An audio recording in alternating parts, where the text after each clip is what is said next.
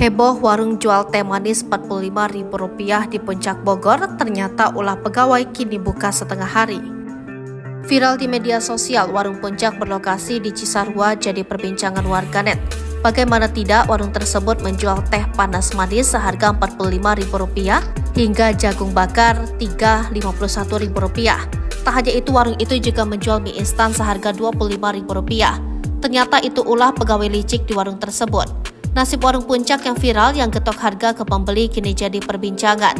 Jadi bulan-bulanan halayak di media sosial, pemilik warung Puncak yang berlokasi di Cisarua, Kabupaten Bogor itu kena imbasnya. Ternyata gara-gara warungnya jadi sorotan, sang penjaga warung kini merasa malu.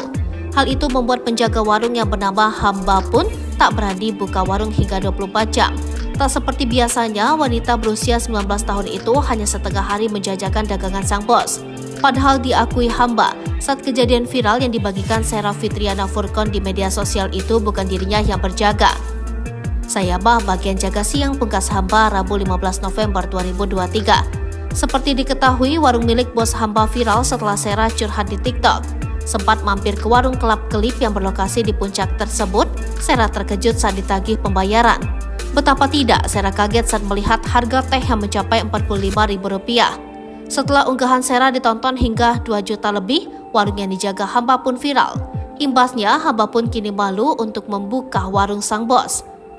Malu jadinya kalau buka warung udah viral begini, akui Hamba.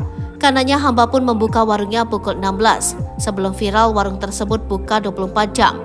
Tapi sekarang atas imbauan bosnya, Hamba pun hanya buka warung setengah hari.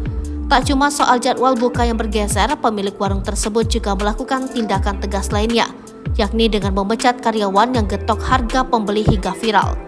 Sekarang karyawannya udah nggak ada, udah keluar, akui Hamba.